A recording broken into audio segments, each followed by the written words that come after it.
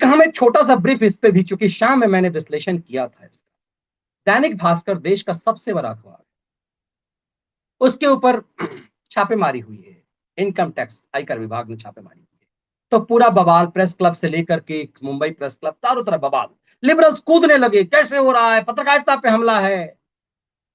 इन चिरकुटों ने, अर्नब गोस्वामी भी तो पत्रकार था। अर्नब गोस्वामी ने क्या किया था? अर्नब गोस्वामी ने महाराष्ट्र सरकार के खिलाफ आवाज उठाई थी पालघर के लिए। अर्नब गोस्वामी को अरेस्ट कर लिया, इधर नहीं मिला उधर नहीं मिला, पुराना केस एक निकाल करके अरेस्ट कर लिया। इन फ्रॉडों की टीम ने अर्नब के लिए कुछ भी आवाज, उनके लिए पत्रकारिता नहीं जगी।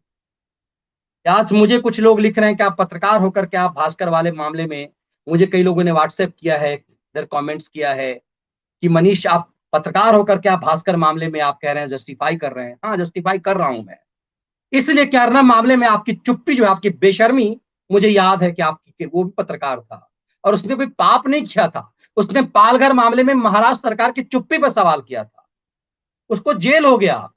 एक प्रेस क्लब में कहीं भी किसी प्रेस एडिटर गिल्ड्स ने कोई आवाज नहीं उठाई अर्नब गोस्वामी के लिए। आज दो दो कौड़ी का चिरकुट पत्रकार जो है, ये करोड़ों का साम्राज्य जो एक उत्तर प्रदेश में बनाया हुआ है, जिसके यहाँ भी जो आईटी का छापा मारा है, देखिएगा 2 दिन में कैसे पता चलता है। उसकी तुलना अर्नब गोस्वामी से की जा रही है। अर्नब गोस्वामी की सैलरी 50 लाख रुपए थी, और जो चिरकुट 20-50 हजार वाले जो थे, वो बड़ा साम्राज्य खड़ा कर लिए। अर्नब की सैलरी ही इतनी थी, ऑन अकाउंट सैलरी थी इतनी। तो उसकी तुलना दूसरे से नहीं की जा सकती है कि उसने कैसे चैनल खोल लिया। लेकिन जब उसकी गिरफ्तारी हुई, उसे जेल भेजा गया, एडिटर गिल्ड्स तक चुप थे। तो आज जब दैनिक भास्कर के ऊपर केस उसकी पत्रकारिता के लिए नहीं हो रहा, कई तरह की चीजों के लिए उसके इनकम टैक्स की छापेमारी हो रही है, पता तो चलने दीजिए कि आयकर टीम ने क्यों छापेमारी की है।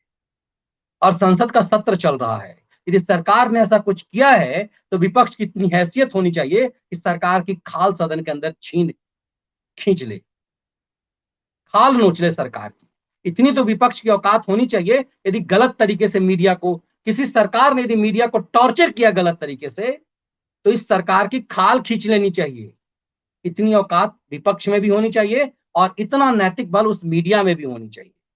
यदि होगी तो अर्नब गोस्वामी के साथ पब्लिक खड़ी हो गई थी, दैनिक भास्कर के साथ भी पब्लिक खड़ी हो जाएगी। आज 4G के युग में ये संभव है।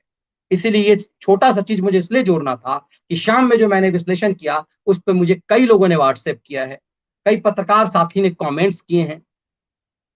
तो ये मेरा जवाब उनको उस कमेंट्स में ना दे करके मेरा जवाब यहीं पर है कि आपकी चुप्पी हमने अर्नब गोस्वामी में देखी है।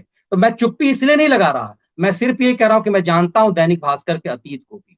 मैंने अपनी किताब में उसका जिक्र भी किया है, इस किताब में मैंने पूरे विस्तार से उसको लिखा भी है।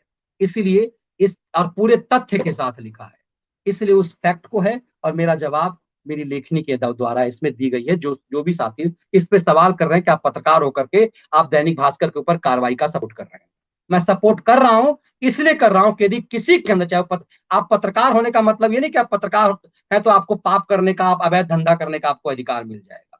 ऐसा नहीं हो सकता है। यदि दैनिक भास्कर निर्दोष है, तो जैसे दूसरों को इंसाफ मिलता है, वैसे भास्कर को भी मिलेगा।